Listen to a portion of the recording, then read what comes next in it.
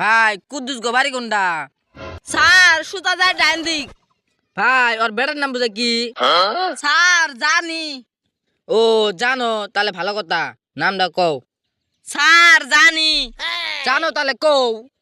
Sir জানি। জানো তাহলে কও না কে? স্যার বারবার কইতেছি তো জানি। এই মিয়া জানো তাহলে কও না কে? দাঁত বালছিরে কবের কমু জানি। ভাই কি হইছে, ক্যাসাল করো কে?